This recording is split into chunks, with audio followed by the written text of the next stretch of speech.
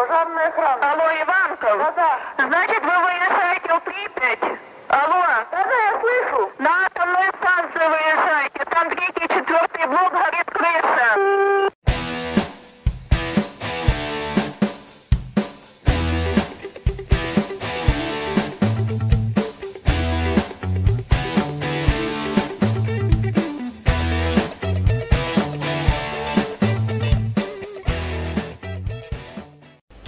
Hai guys, welcome to our channel. Semoga sehat selalu dimanapun kalian berada. Minggu ini saya baru saja selesai menonton satu series yang ditayangin di HBO. Jadi teman-teman, HBO membuat TV series yang berjudul Chernobyl yang tayang di tahun 2019 lalu. Chernobyl ini adalah mini series televisi drama sejarah yang diangkat dari kisah nyata tentang bencana nuklir yang terjadi di Uni Soviet. Series ini mendapatkan sambutan yang sangat hangat bagi pecinta TV series. Bahkan nih, ratingnya di IMDb mengalahkan Game of Thrones, guys. What?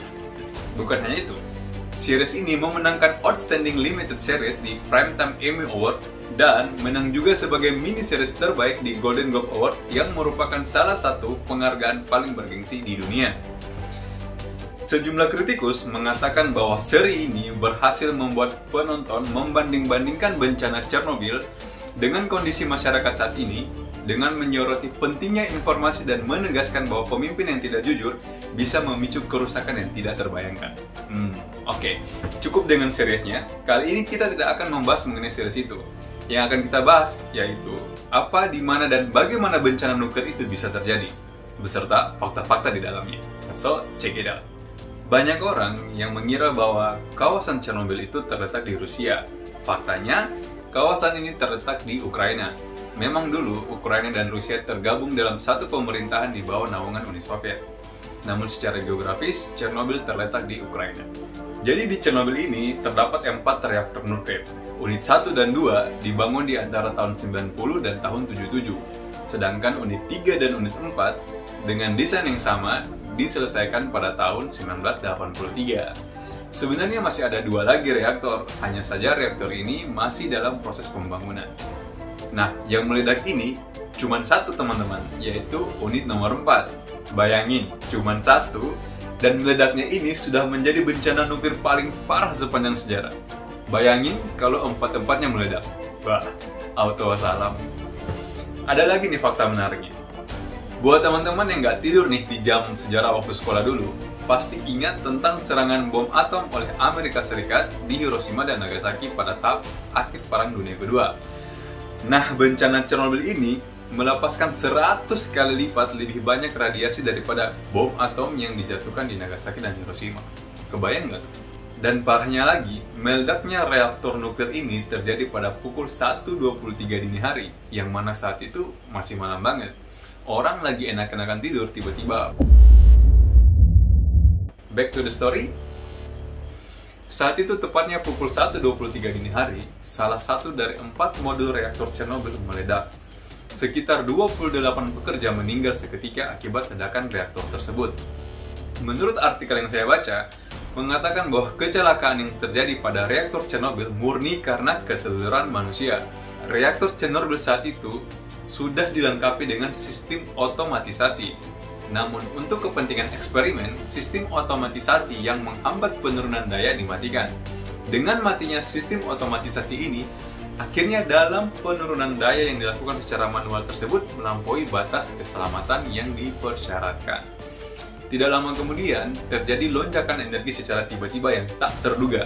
Ketika operator mencoba mematikan secara darurat, terjadi lonjakan yang sangat tinggi yang menyebabkan tangki reaktor pecah dan diikuti serangkaian ledakan uap.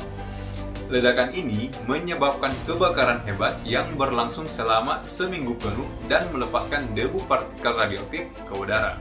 Ledakan ini membahayakan bagi operator di sekitar reaktor karena radiasi alfa, beta, dan gamma yang memancarkan langsung dari pusat reaktor yang perisai radiasinya sudah rusak. Wah, jadi keinget Hulk nih. Kecelakaan pada PLTN Chernobyl terjadi karena adanya reaktivitas positif reaktor yang menyebabkan hilangnya kemampuan pengendalian terhadap keberlangsungan fisi berantai. Pasca ledakan, reaksi oksigen dari grafit menyebabkan kebakaran besar pada reaktor. inilah penyebab 4% radioisotop setara dengan 9 ton terloloskan ke lingkungan. Pada 26 April 1986, itulah untuk pertama kalinya sebuah reaktor bertenaga besar melepaskan radioisotopnya ke lingkungan dalam jumlah besar. Sekitar 5,4 ton radioisotop itu mendarat di Belarus, namun sisanya terbang di bawah angin ke barat hingga menjangkau Kepulauan Inggris. Bantuan segera datang dari Brigade Pemadam Kebakaran Chernobyl, yang pada saat itu mereka tidak diberitahu sama sekali bahwa yang dihadapi adalah reaktor RBMK-1000 yang telah bolong. Kerja keras mereka bersama kru reaktor berhasil memadamkan api di atas gedung reaktor, dan gedung diturbin pada jam 5 pagi. Namun, dalam 3 minggu kemudian, sebagian besar kru reaktor dan pemadam ini telah meregang nyawa, yang dikarenakan mereka terpapar oleh kuatnya radiasi. Pada 27 April jam 2 keesokan harinya, baru dimulailah evakuasi penduduk kota Pripyat dan sekitarnya. Agar tidak timbul kepanikan, detail bencana tidak diberitahukan kepada penduduk. Dan agar beban tidak terlalu berat, diberitahukan kepada penduduk bahwa evakuasi bersifat sementara, hanya untuk 3 hari. Total penduduk yang dievakuasi jumlahnya 336.000 orang. Kepanikan ini justru merebak di Swedia, yang jaraknya itu 1.100 km dari Chernobyl. Pada 27 April itu juga, kru PLTN Forsmark mendeteksi lonjakan paparan radiasi yang spektakuler di lingkungan mereka. Anehnya, dosis paparan radiasi di luar gedung jauh lebih besar dibandingkan di dalam gedung. Setelah konfirmasi ke PLTN lain di Swedia, memastikan tidak ada reaktor mereka yang bocor. Kecurigaan diarahkan ke PLTN Uni Soviet di kawasan barat. Atas desakan Swedia, tak lama kemudian pihak dari Uni Soviet mengumumkan tentang adanya kebocoran di salah satu reaktornya. Horor Chernobyl belum usai. Meski reaktor RBMK-1000 telah jadi puing, sisa bahan bakar uranium yang masih cukup besar dan puing-puing grafit ternyata masih sanggup menjalankan reaksi fisi. Ledakan uap berkekuatan besar yang sanggup membongkar tanah di atasnya membentuk kawah. Letusan ini akan memuntahkan debu terkontaminasi radioisotop hingga ketinggian 1 km. Jika ini terjadi, area yang tercemar dipastikan akan jauh lebih besar. Untuk mencegah erupsi ini, otoritas memutuskan puing reaktor RBMK-1000 harus dimatikan dan didinginkan. Lewat ratusan sorti penerbangan helikopter, ke bangunan reaktor dijatuhkan 5.000 ton bahan penyerap neutron berupa campuran pasir, lempung, dan asam borat. Setelah puing reaktor dipastikan telah mati dan dingin, sebuah struktur sarkofagus raksasa dibangun untuk menyelubungi seluruh puing pada Desember 1986.